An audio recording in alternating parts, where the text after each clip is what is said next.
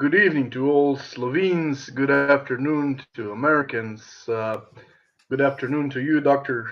E. Michael Jones. Thank you for accepting my invitation once again. You're welcome. Good evening. I got really mad in the last couple of days because I read so many articles of people I cherish, other ways from Robert W. Malone and some Slovene conservative intellectuals, and they all tried to explain what's happening in the world right now with these vaccines and so forth. And they all went into this diatribe about how it's fascism what's happen what's happening to us right now. For example, I would like to read to you an open letter to the truckers from Robert W. Malone. You know Robert W. Malone? He went to Joe Rogan and then got canceled and so Right. forth and Yeah, I so forth. remember. Yeah. Yeah, I have respect towards Robert W. Malone, but then I read his letter to truckers, and his there's his reasoning here. I wanted to read to you just a moment. These are three simple words that ring like bells in the heart of honest people. He means integrity, dignity, community. And then he went on to cite Benito Mussolini.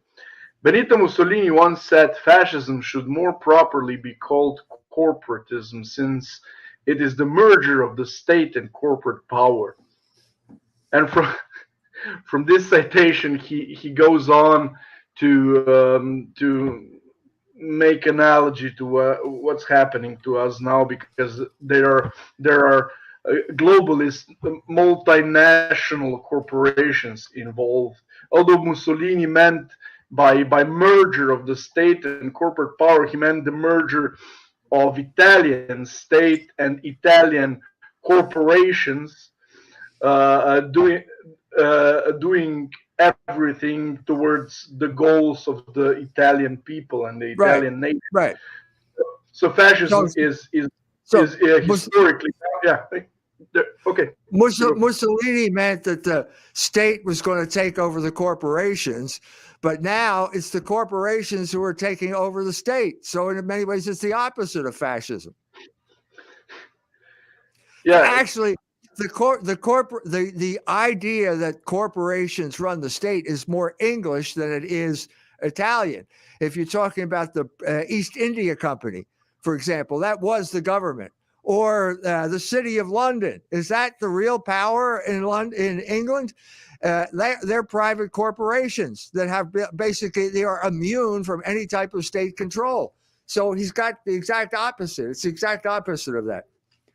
Yeah, you can think whatever you want about fascism and Benito Mussolini and even National Socialism, but the point there was to prevent that corporations run the state, Right. that they work for the state and for the nation, not the other way, not the other way around. So I really get mad when everything what's happening Right. today gets explained away with this. Well, look, it's very simple, because in order to come to some understanding, you have to appeal to this religious authority.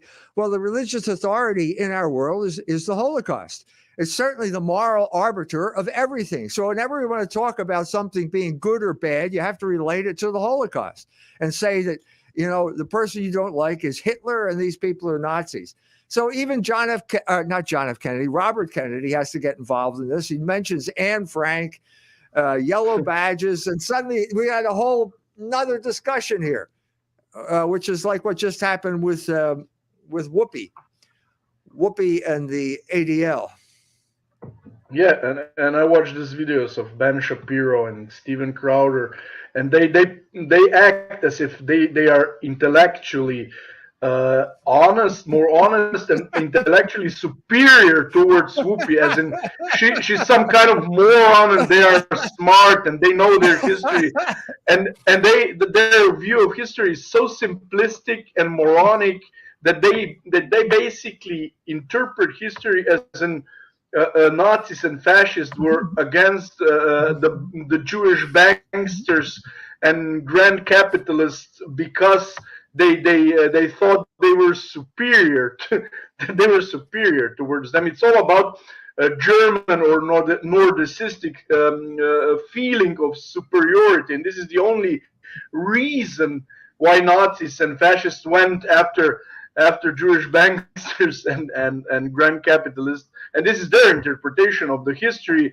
and they pretend as if they were some sort of superior interpreters Right.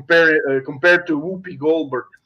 Right. Yeah. So Ben comes on and spends the first 10 minutes talking about how stupid Whoopi Goldberg is. And then he goes on to prove it himself by totally muddying the whole issue. Ben can't punch his way out of this paper bag either. He's as confused as Whoopi. He's probably more confused.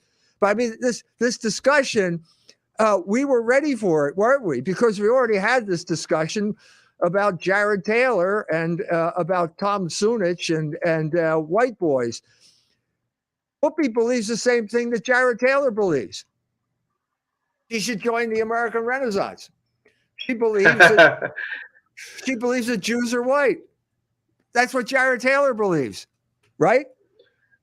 Yeah, this is the common belief between Whoopi and Jared Taylor and many white nationalists and Europeans. Although I don't, or at least I didn't agree with you till the end about the race question, but it is from the Slavic perspective. For example, from the Slavic perspective, the Slavs were the most people. The Slavs were the most slaughtered people in the both world wars, in the First World War and Second World War combined, compared to how many Jews died if we believe the Holocaust narrative. It's basically 10 times more Slavs died in the Second and First World War, and there's no narrative of Slavs being victims of all this whites against the Jews, for example. And from the perspective of the Slavs, it hasn't been really smart to equivocate ourselves with whites. We haven't gotten anything out of it. This is true. No, it's a disadvantage. It's a disadvantage. So you should claim, like the Jews are now doing. So Ben Shapiro tries real hard. He puts on his thinking cap and he tries real hard. The more he talks, the more confused he gets. And then he starts bringing in critical race theory. And so Ben's a conservative, and critical race theory is part of the politically correct crowd. So therefore, wait a minute, critical race theory is bad, right, Ben? Well, yeah, he's saying it's bad. Well, wait a minute, Ben, guess who invented critical race theory? Guess which group of people invented critical race theory? It's the Jews. It was created by Noel Ignatieff, the late Noel Ignatieff, who was a Jewish professor at Harvard, which is now a Jewish university. And it was created as part of the constant weaponization of race that Jews have been engaged in for over a century now. I've talked about in the Jewish Revolutionary Spirit, I talk about the Black Jewish Alliance. I talk about the Jews looking for revenge after the Leo Frank case, the Scottsboro Boys. The Jews have all tried to start a slave rebellion in the South right after the Leo Frank case. And Ben apparently doesn't know any of this type of stuff. Doesn't know this. So he's as confused as everyone else. So he's right up there with Whoopi Goldberg and Jared Taylor. He doesn't know what he's talking about either. He knows that Hitler said it was a racial issue, but what does that mean? What does that mean? So how are we going to straighten this out? How are we going to bring logos to this discussion? Let's start with ethnos. We've been through this before. The Balkans are a great place to start because you have these ethnic groups. So what does it mean to be a Slovenian? Yeah, I think, if I may, I think that when Hitler talks about race and Jews and being other race, he thinks that they are some other kind of people, different from the Germans. This is basically it. Well, they are. What They it are means. from the And they Germans. are, yeah, It's true. and they are Now different. the problem comes when you think, well, are Germans superior to Slovenians or Croats? Oh, they were the allies of the Croats, but Serbs, for example, or no, it's just one ethnic group. Now the problem here is also a use in the English language. At the beginning of the 20th century, race was a synonym for ethnicity. So people like Theodore Roosevelt would say, well, there's the Teutonic race and there's the Celtic race and so on and so forth. Over the course of the century, race came to mean exclusively black and white. That's what it came to mean. And this is because of the unique situation of the United States of America, which was a former British colony, which imported a lot of African slaves. And so in the South, southern states of the United States, you had certain parts where the whites were completely outnumbered by the black population. And we're nervous about it because the Jews were constantly trying to create slave rebellions down there. The big event being the slave rebellion in Haiti. And so the white slave owners were very nervous, and they had the abolitionists. This was earlier than the Jews, but the abolitionists were trying to stir up trouble. And so racial black and white distinction became important in America. So when America becomes the world hegemon, we impose this on everyone else.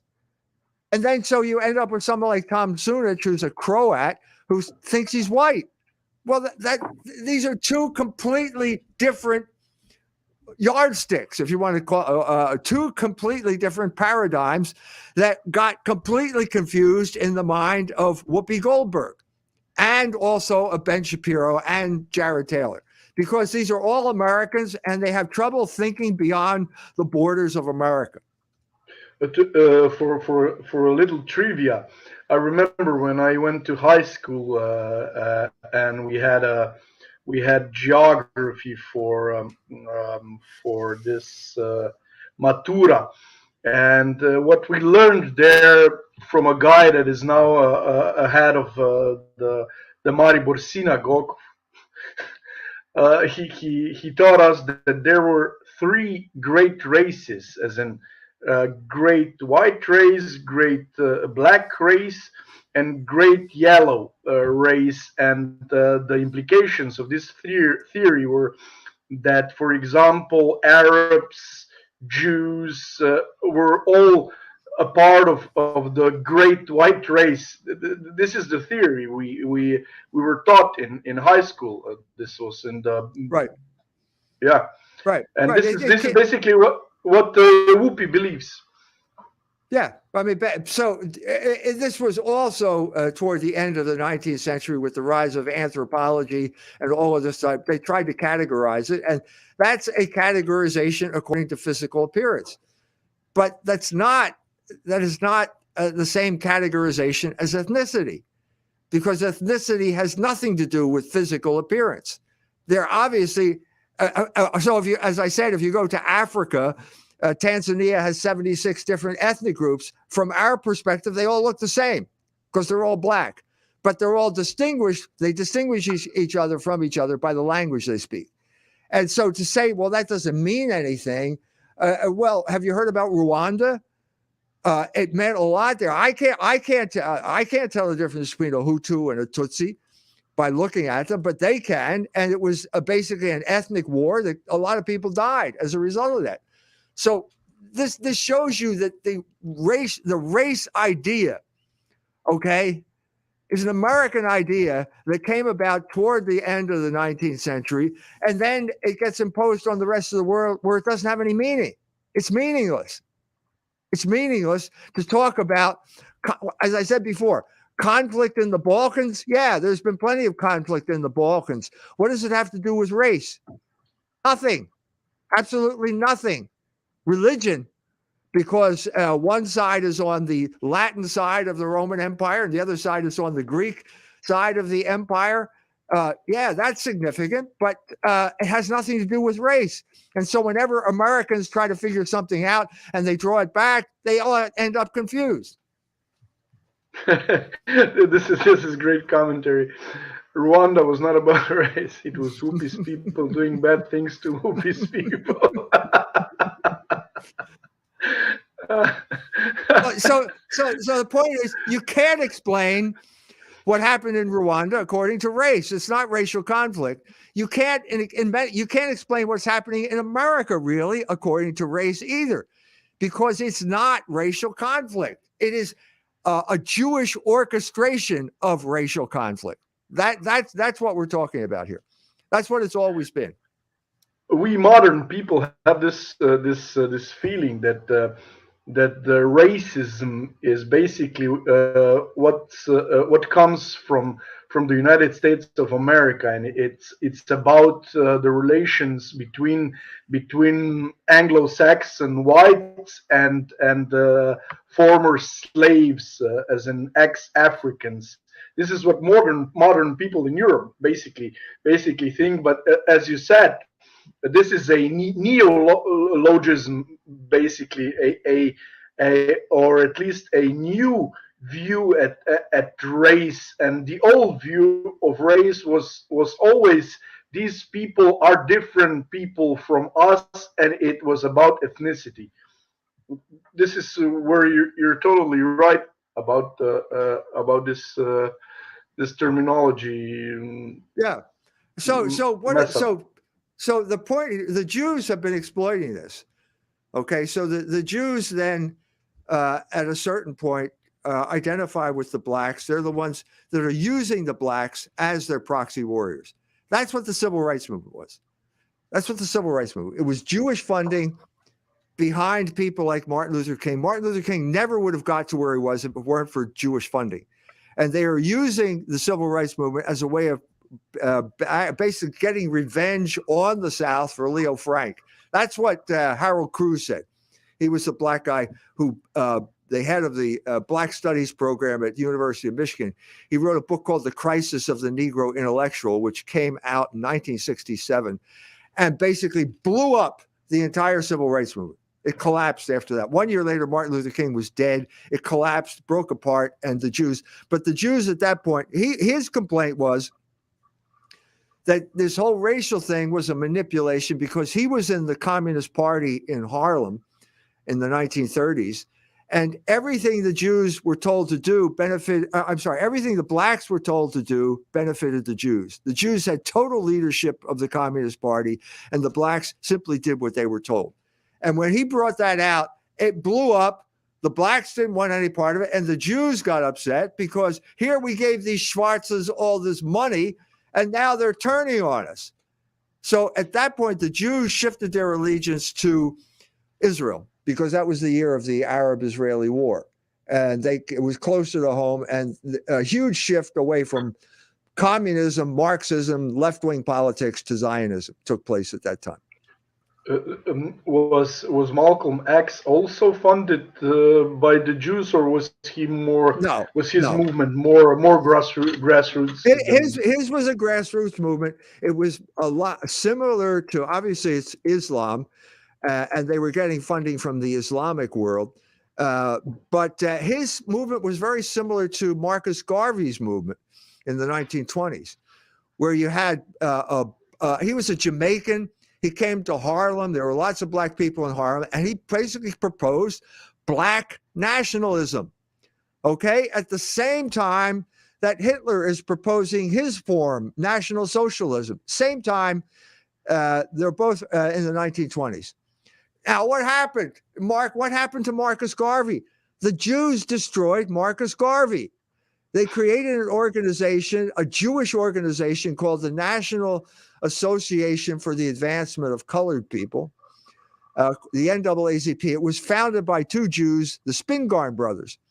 The wife of Joel Spingarn was the lady who created the Harlem Renaissance, and she created Langston Hughes and people like that.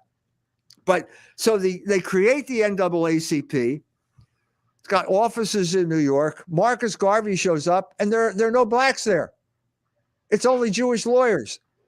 So he says, well, wait a minute, where's the black? This had a devastating effect on the whole Jewish attempt to manipulate race. And so the Jews went after him, and they got a front guy by the name of W.E.B. Du Bois, okay, who was a Harvard grad, and he was the black front man that attacked Marcus Garvey, and eventually they took him to a court. The court filed a suit against him. A Jewish judge convicted him, and that was the end of the black nationalist movement. Well, that was similar because the Jews wanted integration. They want integration for everybody except themselves. So every other nationalism is bad except Zionism, and that's good because it's the Jews who are doing it. And that's precisely what they did to Marcus Garvey and black nationalism. Do you think it's possible a guy like Ben Shapiro doesn't know anything of this, or is he in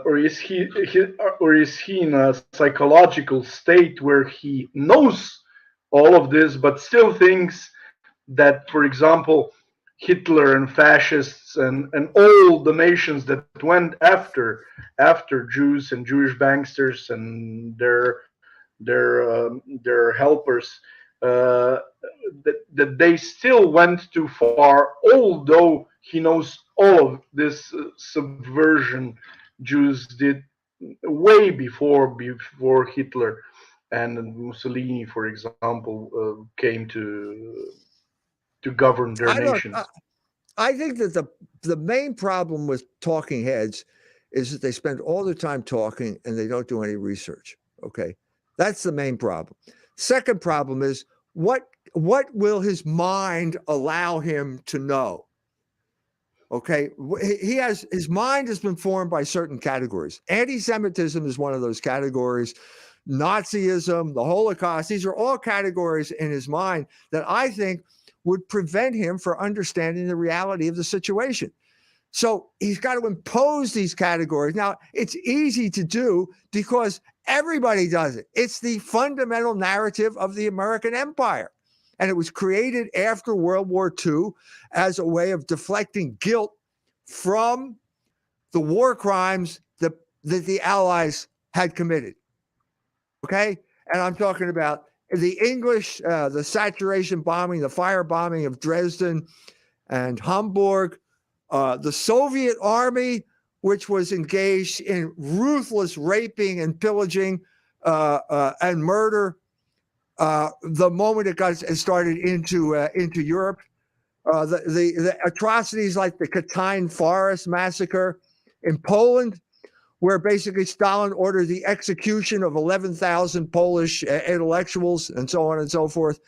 That was ascribed to the Germans, an outrage at Nuremberg even.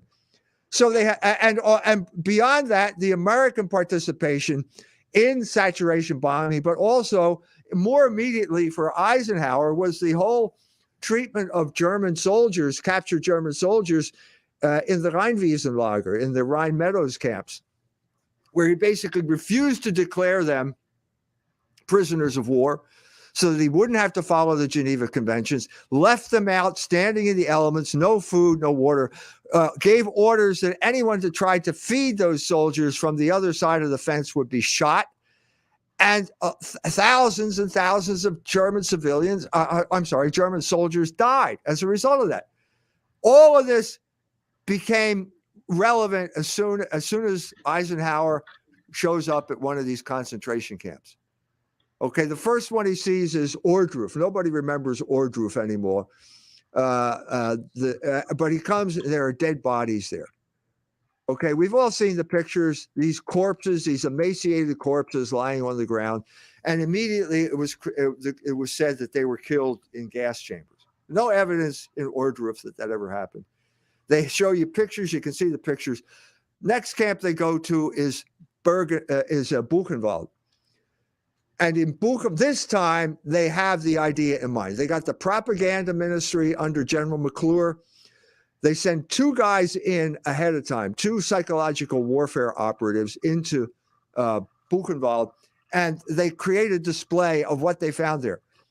Two shrunken heads, a lampshade made out of human skin, and an ashtray made out of a human pelvis. This was a big mistake because the United States created a whole propaganda campaign around evidence that they had planted that has no connection with anything.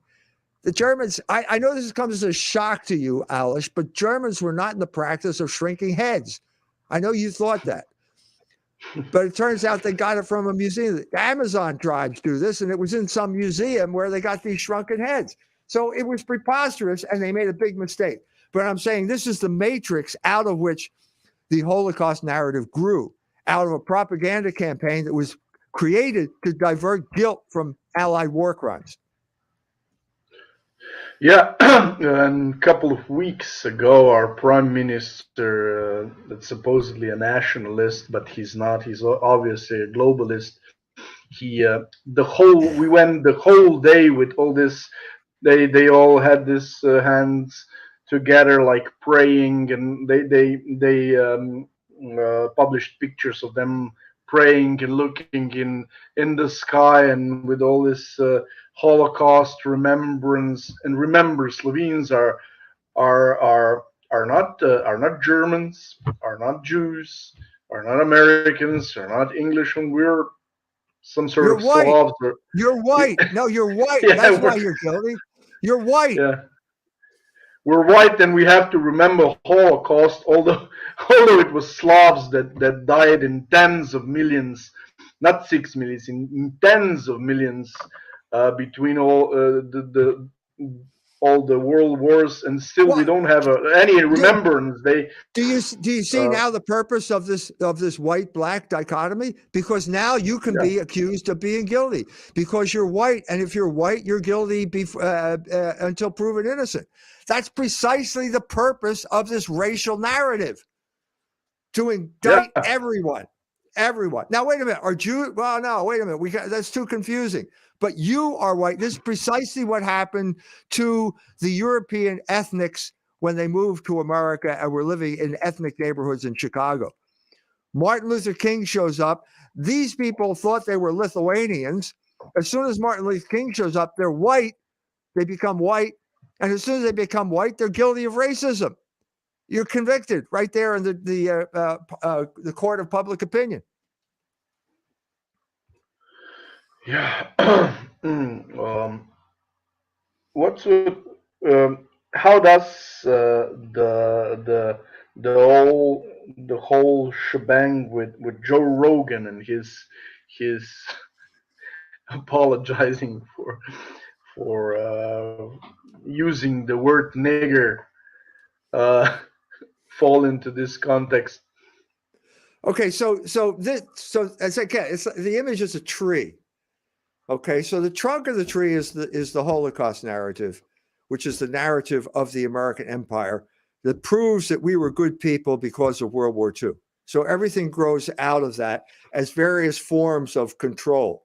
So just historically, what happened with the internet in, let's say, 2019, around then, is the oligarchs realized they lost control of the narrative because of people like you and me talking like this. No one was watching CNN anymore. Now, Joe Rogan was a manifestation of that. And he was very successful at being a good interviewer. And so Spotify basically lured him over to their platform. I think they paid him $100 million to go on that platform. Okay. And then as soon as there are other people, it's a music platform too. So Neil Young hears about it. And Neil Young now says, take my music off of Spotify. By the way, have you seen my music video? Have you seen my song? Your song? No, I haven't seen your song. It's on BitChute. Okay, you can find it on BitChute if you type in E. Michael Jones, Joe Rogan, and Neil Young. It's a song brings me back to my days as a rock star in Germany. When I was listening to Neil Young, and Neil Young hasn't had a new idea since 1972 when he brought out that Harvest album, which was really a good album. So anyway, now Neil Young. So what's the problem? Well, Neil Young, who's, I'm sorry, Neil, but you don't have a degree in medicine, I don't think. I think you've been spending your time smoking dope and writing dopey songs for the past 40 years. And suddenly he's upset because Joe Rogan is talking to someone who does have some type of medical expertise.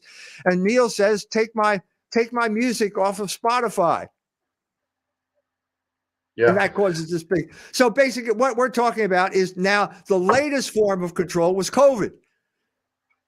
But that, again, it's one of those branches on the tree that goes back and back and back to all of the social engineering that got imposed on the world after World War II by the United States of America, especially in Germany.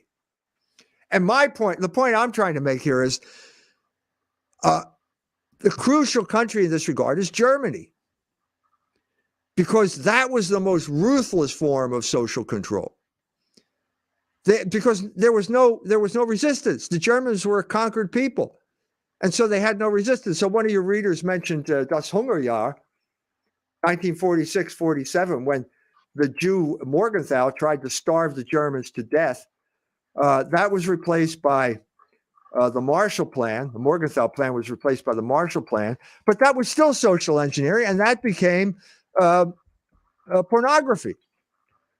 So under the Marshall Plan, Germany is flooded with pornography. Now, it doesn't look like internet pornography today. We probably wouldn't even think it's pornography, but that's not important. It was transgressive of the sensibilities, die Sittlichkeit of the German people at that time, and they perceived it as such. So you have Cardinal Frings, the man who stood up to the Allies when it came to Das Hungerjahr, and told the Germans to go take the food out of the warehouse. It's not theft. Take the coal from the train. It's not theft. After that, after he wins that battle, now he's fighting obscenity. He's got the Volkswachtbund, the German Legion of Decency. He's the great supporter of that. And they are going, there is an allied attempt to basically subvert morality, sexual morality in Germany at this time. First movie is Die Sünderin. Hildegard Knef marries a Jew, goes to Hollywood, and then they send her back and she does a code breaker for the German cinema. And then the crucial moment comes in 1964. 1964, okay? What happened in 1964? 1959, Cardinal Frings meets a brilliant German theologian by the name of Joseph Ratzinger. He invites Joseph Ratzinger down to Rome as his peritus, as his expert, and they get to Rome, and basically Frings becomes Ratzinger's mouthpiece, and the first thing they do is throw out the preliminary documents that were written by Cardinal Ottaviani. Those preliminary documents talked about the danger, not talked about the communism, that's a danger, but they also talked about the danger of Hollywood and psychoanalysis. Now, what group has Hollywood and psychoanalysis in common? This is the Jews. We're talking about Jews from America and the threat that they pose to the Catholic Church. Ratzinger throws it out, brings in a whole new idea, a whole new paradigm. We have to be positive now. No more negative, no more modernist oath, anti-modernist oath, no more syllabus of errors. We're going to be positive. The church has nothing to fear from the modern world. That's Gaudium et Spes. Now, he says this in 64. This is the very moment that in Germany, the code got broken. 64. Frings is now distracted down in Rome by the Second Vatican Council. And the Jews, actually it's Harry Schein, a Swedish Jew, collaborating with Ingmar Bergman. They released a film called The Silence, which breaks the code. But it's art. That's why they brought Bergman in. He was the epitome of cinematic art. So the Germans are confused. They are being attacked by the Allies. who are still in charge, and they're saying this is freedom of speech, and they turn to the church, and the church is missing in action. Missing in action because they're down at Rome, not something because they're down at Rome, but because Ratzinger says we don't need, this is an embarrassment to talk about this schmutz und schund all the time. It's negative. And so as a result, they run up the white flag. The church abandons its own legion of decency, which is exactly what they did in America as well. The obscenity is given free rein. And once that happens, the Jews take over your culture. And there's a direct line between that, what I just said, and the German Synod, the report from the German Synod, which came out 2 days ago, in which the Synodal Weg in Deutschland says that the German people want let the divorced and remarried receive communion, and we have to change the church's teaching on homosexuality. That is all a function of the destruction of sexual morality that took place beginning in 1964. This is a little X course, but I still want to ask you this question. I don't know if it's a global thing or it's only a Slovene thing, but here the students of theology, for example, and yes, I know that theology has been corrupted and subversed, and it's basically ancilia from philosophy, not the other way around as it was supposed to be. But um, what's your opinion on Catholic Church getting involved into some sort of psychotherapy,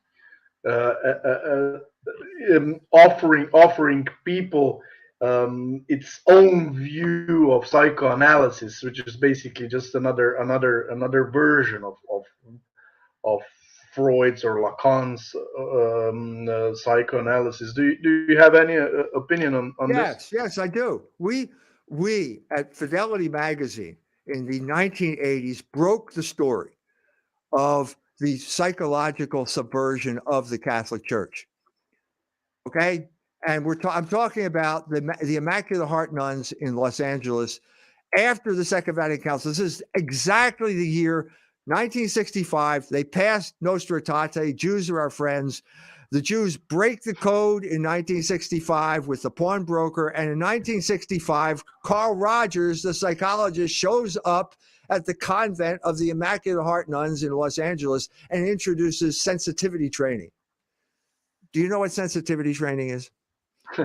Not quite, but these are, it's kind of group therapy. It's also called T groups, where basically what you do is you get the group together and you want to break down their inhibitions. Certain exercises, blind milling, stuff like this, where you walk around. So I was in one of these sessions, and one of the things we were supposed to do, you pick out some random person. So I'm standing there, and so this woman comes up to me, and now I have to put my elbow up. I put my elbow on her nose, and she puts her elbow on my nose, and we look each other in the eye. And now we're supposed to tell this person a secret. This is a deliberate attempt to break down any type of the normal separation you have reserved with strangers. You're now in physical contact with a complete stranger, and you're supposed to tell them the secret. This is breaking down your sense of yourself. This is what the nuns were subjected to. It was psychological warfare. And the story we broke was told by Carl Rogers' assistant, who didn't understand it. He didn't see it as psychological warfare, and he was involved in it. So that's the type of thing. It's only gotten worse. It's only gotten worse because it's been institutionalized in various groups. It's become part of seminary training. It's a disaster for the Catholic Church. And as usual, the Catholic Church doesn't understand psychological warfare, and doesn't understand the way it's being destroyed. Yeah, I read a couple of articles in these days from Slovene Catholic portals or platforms, and I was shocked about they promote female narcissism basically. I read today that uh, they said they're saying to girls, as in, it's not important what other people think about you. The most important thing is what you think about yourself. And this is coming from the Catholic sides who are supposed to Right. give some sort of psychotherapeutic advice to young women, Are you and it's all about, are you under the thumb of the Catholic Church in Germany? Are you in that orbit? no, I don't think so. I don't think so. Well, you I don't don't have to think. be, because where did this show up? Where did this type of thing show up? Showed up in Medjugorje. Now, were the Bosnians involved in this? No, it was the Franciscans who studied in Germany. They studied in Germany. People like Tomislav Vlasic went to Germany, studied there in the 70s, and they picked up charismatic prayer and psycho techniques at the same time. And they mixed them together, and that was part of the what was going on in Medjugorje. So it's part of the uh, intellectual lingua franca, especially in church circles. This is a fun fact. Serbia refuses to return the Second World War, and they archived to Croatia, but recently gave a copy to Israel. One of the things that, when I was in Mostar, one of the things that Cardinal Bishop Perich told me was right after the war, the trucks pulled up and they emptied their archives, the archives of the Diocese of Mostar, and no one knows where they are now. Disappeared. Yeah, and the myth about. Are you aware of the fact that this Ustaše movement, the Andeha, that Croats have had in later on as an ally of National Socialists, that the Ustaše movement, the Pravaši, were basically founded by a Croatian Jew in Osijek, and the whole movement of Ustaše was basically had many Jews as a part of the movement. Are you aware of this No. fact? I had heard it was basically the Italians were more responsible, but that doesn't mean anything. It could be that, could be that's where they got the idea from. I don't know, but no, I wasn't aware of that. No. Yeah. Mm, and the Nazis collaborated with the Zionists. Is this hypothesis true? Yes, it is. It is, because it's obvious, because they both had the same goal in mind. The Zionists wanted to get the Jews out of Europe to send them to Israel. The Nazis wanted to get them out too. So they did collaborate. They couldn't figure out where to send them. And so it didn't, the war took over and nothing much came of it. But they did collaborate because they shared the same racist ideology.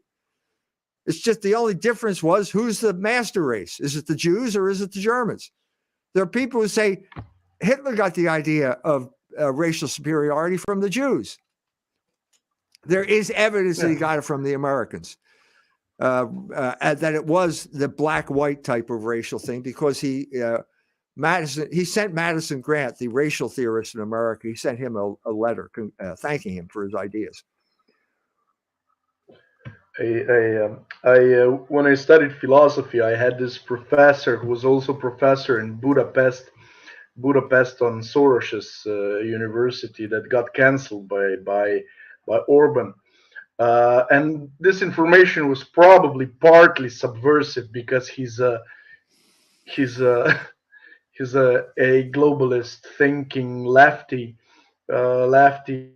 who supposedly had to run away from Croatia because Franjo Tudjman supposedly went after him because he was half Serb or something like that. But he always seemed so subversive to me. So this information is probably also partly subversive. But he told us that in the 19th century there were two parties in Germany, in the sense that they debated about whether Germany should go after its own colonies, because Germany didn't have any colonies as opposed to other great European nations, and the party that was for Germany going into war for colonies and so forth was full, or was totally um, uh, from the members of this party were mostly Jews. And what he said to us later on is that, yeah, this was something that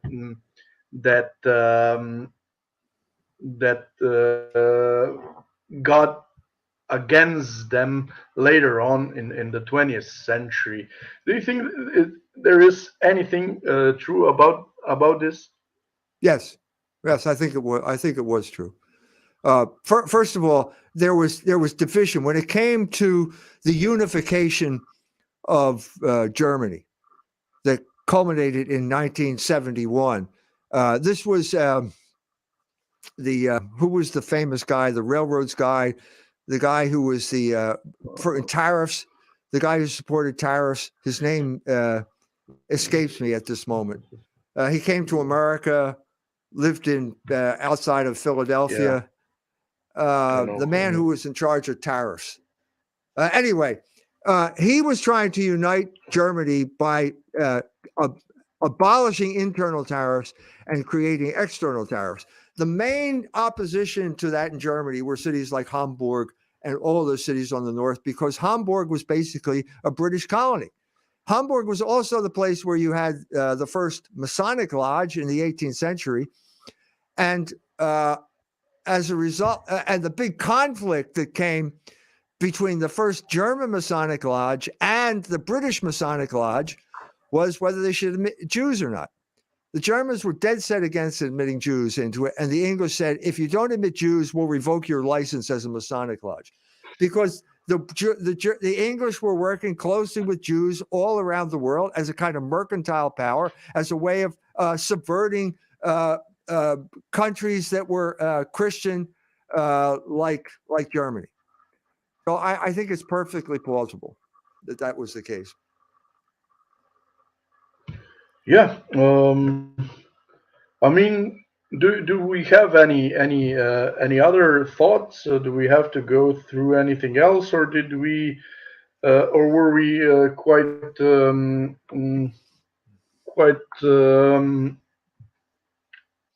Well, I don't. good at explaining Do we things? have any? Do we have any questions about the race issue in America? Anybody still not understand what's going on with Whoopi Goldberg and Ben Shapiro? Yeah, The whole I manipulation of race, Jewish manipulation of race. I I think it's have to pretty admit clear.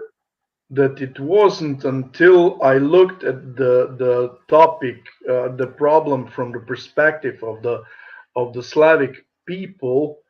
I didn't quite understand your position, but now when I think about it, and when I think about Anglosphere and Anglosphere working with Jews all the time, and when I look at the German interest and so forth and so forth, and when I look at the numbers of the Slavs that died between two world wars, compared to other nations, it seems quite plausible that it makes no sense from the point of view of Slavic people to compare themselves with some sort of whiteness. Although it probably makes more sense in the states when people with no or less melanin are being attacked by the Jews and their Afro American helpers.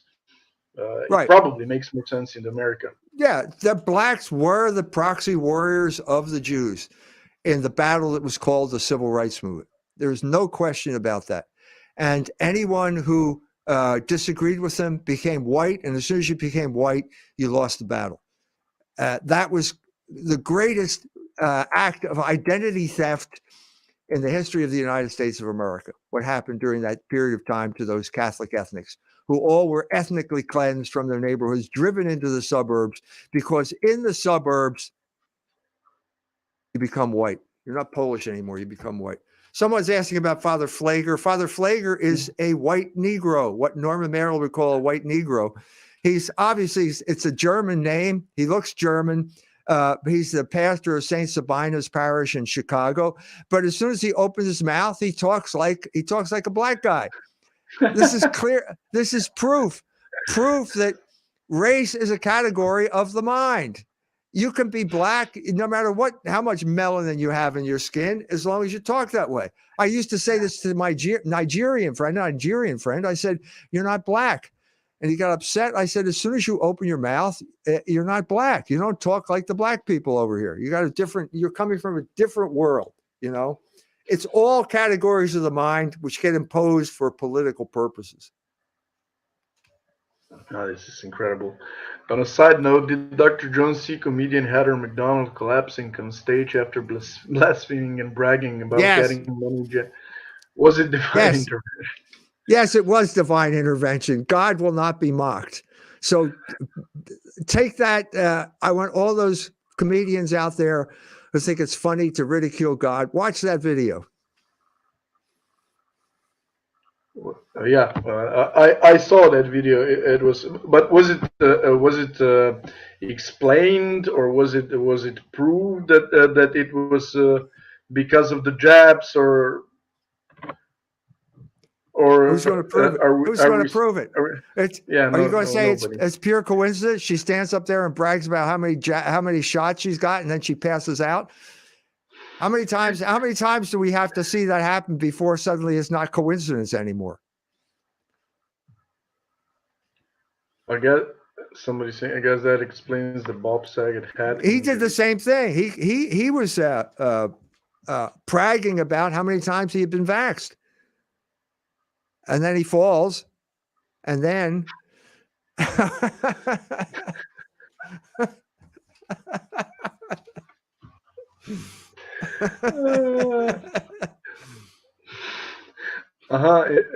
it has an addendum. And Seth Rogen. I have to admit, I'm not such I cannot wish bad stuff to happen to even to bad people. This is what I also wanted to ask you.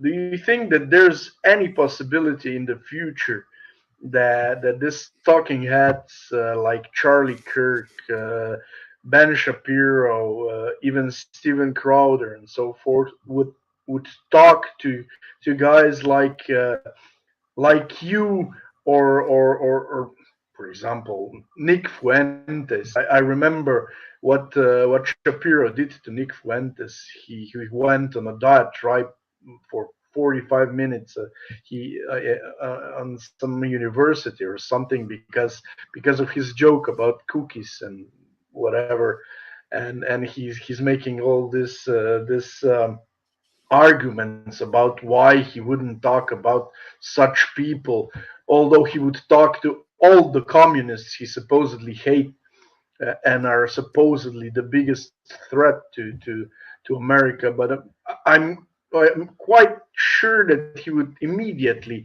talk to for example, Whoopi Goldberg. But he wouldn't talk to you or to Fuentes. Well, I think nothing stays the same. Everything changes in this world. And the fact that I'm still alive after all these years, after writing The Jewish Revolutionary Spirit, in spite of all of their attempts to ban me, I think it's proof that the truth is going to prevail. That this is, I'm working on this now. By the 1970s in the publishing industry, truth became the opinion of the powerful. That is the operative effect, and that's what they believe because they're all powerful, and of course, powerful believe that. But it's not working. It's got to be true, and we know whether it's true or not, no matter how powerful you are. So look at just with the demise of mainstream media over this period of time, and the rise of someone like Joe Rogan. Yeah. Okay. What is Louis Farrakhan role in Black-Jewish relation? The Nation of Islam arose in reaction to the Jewish domination of the civil rights movement, epitomized by Martin Luther King. So Louis Farrakhan is the man who talks about the Jews and their relationship with the blacks. He's done books on slavery and stuff like that. That was Malcolm X was talking that way. I said before, around 1967, the whole thing just fell apart. The whole idea of a unified civil rights movement fell apart. Did you hear Ben in that Ben Shapiro in that stream? I think I heard him for the first time criticizing the ADL. He said that they were supposed to be this anti-Semitic movement, but they are basically. He said it for the first time out loud that they are basically a woke left wing movement or institution or whatever. At least he criticized them for the first time. Did you hear him criticize Yeah, ADL before? that's because of Jonathan Greenblatt. Jonathan Greenblatt is a Democrat, and Shapiro is a neoconservative, and they don't like each other. And the commentary crowd does not like Jonathan Greenblatt at all. And I think a lot of them feel he's simply overplaying his hand. And basically, I think what is happening on Jonathan Greenblatt's watch is he called, as I said before, he called Wolfowitz one too many times. He's overused the anti-Semitic card. He called Donald Trump an anti-Semite. He's calling everybody an anti-Semite, and he's wearing the term is wearing out. And they supposedly changed their definition of racism. This is what Shapiro said, and this is the basis on which he says they are woke institution, because they changed it into something like racism, that for the racism you need power or whatever. So implication of this is that the blacks cannot be racist and so forth. Do you think that this was a subversive act, or are these people who are Well, themselves? this is what happened when the Black Lives Matter uprising took place. They stole a march on the Jews. So the Jews were upset. They didn't want to offend the black people, because their illusion is that they're in this together. There's some type of black Jewish line that doesn't exist anymore, but they try to pretend that, and so as a result, they don't want to offend their allies. So that's why he's accepting basically this nonsensical understanding of racism, as if black people can't be racist. Of course, they can be racist. That's ridiculous. Yeah, it's ridiculous. Nothing. Any questions left? Okay, there's another question. This it will make it the last one. Is Dr. Jones anti-civil rights / pro-segregation? This is like asking me if I'm for Anabaptism or against it. This is an obsolete revolutionary movement. We can't go back. I think, if you want my honest opinion, I think if you had left these people alone, if there hadn't been this great push, the black and the white people would have learned how to live together with each other, because that's pretty much the way the South was. I think that nobody had to discredit segregation because people didn't believe in it anymore. It was obsolete. Think of the difference, though, between, let's say, Brown versus School Board, which is the school decision endorsing integration, condemning segregation, and Roe versus Wade, which is the abortion decision.